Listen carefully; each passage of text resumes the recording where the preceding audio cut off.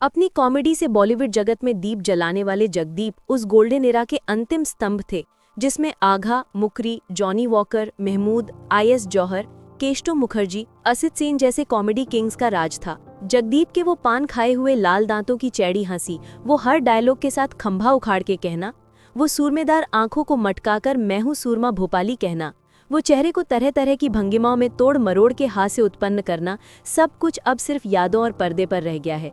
जगदीप बताते थे कि वे एकमात्र ऐसे कलाकार हैं जिसने 9 वर्ष की कच्ची उम्र से बुढ़ापे तक लगातार 70 वर्षों तक 400 से अधिक फिल्में की, दुनिया को 70 सालों से हंसाया।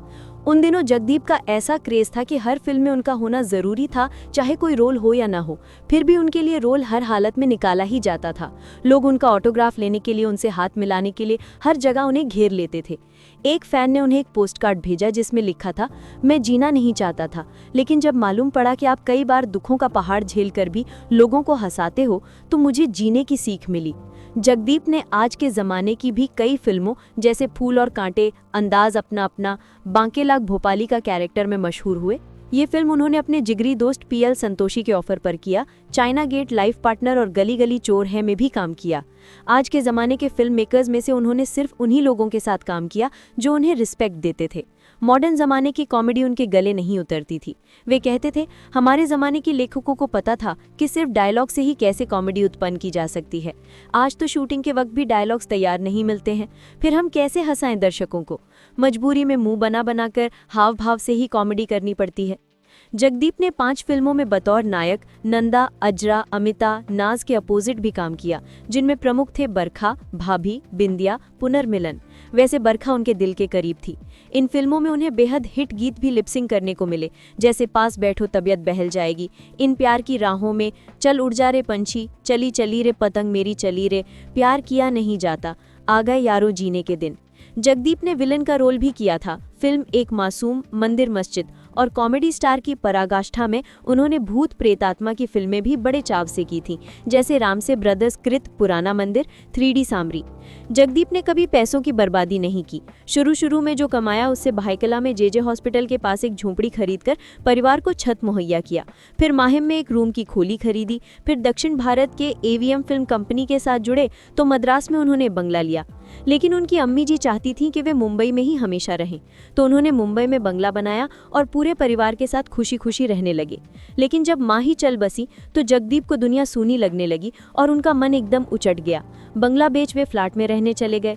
फिल्मों से भी काफ़ी समय के लिए उन्होंने नाता तोड़ दिया, लेकिन फिर लौटे तो फिल्म की दुनिया वो पहले वाली दुनिया नहीं थी। लेकिन काम की कमी उन्हें फिर भी कभी नहीं रही। टीवी सीरियल्स में वे काम करने लगे। उनके बेटे जावेद जाफरी, नावेद जाफरी को पता है कि उनके पिता का इस इंडस्ट्री में क्या योगदान है, लेकिन बचपन में उन्होंने स्टार कॉमेडियन के बच्चे होने का कभी अभिमान नहीं किया। पापा अपने बच्चों से बहुत प्यार करते थे, लेकिन काफ़ी बड़े होने तक उन्हें बस और लोकल ट्रेन में ट्रैवल करने को कहा, अलग से कार नहीं दी ताकि उन्हें नॉर्मल जिंदगी का एहसास हो सके। पोता मेजहान जाफरी ने तो अपने दादाजी जगदीप को दीपावली के पटाखे जैसा कहा था, रोशनी, चमक, तड़क भड़क और ऊर्जा से भरपूर। उन्होंने एक फिल्म बनाई थी सूरमा भोपाली, लेकिन आधी फिल्म बनाने के दौरान उन्हें पता चला कि कोई उनकी फिल्म इसलिए खरीदना नहीं चाहता क्योंकि उसमें बड़े स्टार नहीं थे। लोगों ने राय दी कि किसी डांसर को भीगे कपड़ों में नचाने का सीन डाल दो, लेकिन जगदीप ने ऐसा नहीं किया। उन्होंने अपने नामचीन कलीग्स को गेस्ट के रूप में फिल्म में शामिल होने को कहा, तब जाकर फिल्म एक मनोरंजक फिल्म के तौर पर रिलीज हुई। उन्हें इस बात का नाज था कि उन्होंने सुनहरे दौर के बेस्ट फिल्म मेकर्स जैसे के अब्बास, राज कपूर, एवीएम, बिमल रॉय, गुरुदत्त, महबूब खान, के आसिफ, रमेश सिप्पी के साथ काम किया। उन्होंने कहा था कि ये वो फिल्म मेकर्स थे जो कला और कलाकार को इज्जत देना जानते थे। एक घटना उन्हें याद था कि जब एक इमोशनल शॉट बार बार समझाने पर भी नरगिस जी सही नहीं कर पा रही थी, तो महबूब खान ने उन्हें एक थप्पड़ लगाया, जिससे नरगिस जी एकदम स्तब्ध होकर रोने लगी। महबूब खान ने झटपट उनका वो एक्सप्रेशन कैमरे में उतारा और फिर नरगिस के पैरों में गिरकर माफ़ी भी मांगी कि मुझे माफ़ कर दूं मेरी माँ, मुझे सीन के लिए ऐसा ही एक्सप्रेशन चाहिए था। ऐसे महान फिल्म मेकर्स के साथ काम करने वाले जगदीप को नए जमाने के कई नकचढ़े, झूठी शान के उन्माद में जीने वाले फिल्म मेकर्स से अपमान का भी सामना करना पड़ा, तो उन्होंने ऐसे नए जमाने की फिल्मों से किनारा करना ही ठीक समझा और 2012 में अंतिम फिल्म गली गली में चोर है करने के बाद बॉलीवुड से दूर हो गए। उन्हें इस बात का हमेशा मलाल रहा कि बॉलीवुड के कॉमेडियंस के लिए नेशनल अवार्ड ही नहीं है, तो क्या कॉमेडी किसी अभिनय की श्रेणी में आता ही नहीं? खबरों के अनुसार वे फिल्मफेयर के लिए 4 बार नॉमिनेट भी हुए थे। उन्हें इस बात का गर्व और विश्वास रहा कि उन्हें जनता जनार्दन से जीवन भर भरपूर प्यार मिलता रहा है और मिलता रहेगा। यही उनके जीवन भर की कमाई थी, जीवन जीने के दौरान भी और जीवन खत्म होने के बाद भी। जगदीप का ये विश्वास 100% सही है।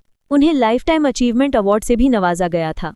दोस्तों, आपको हमारी वीडियो कैसी लगी कमेंट करके बताएं। अगर आप हमारे चैनल पर नए हैं तो चैनल सब्सक्राइब करें और बेल आइकन दबाने ना भूलें। जल्द मिलते हैं किसी और वीडियो के साथ। तब तक के लिए आदाब, नमस्कार, खुदा हाफिज।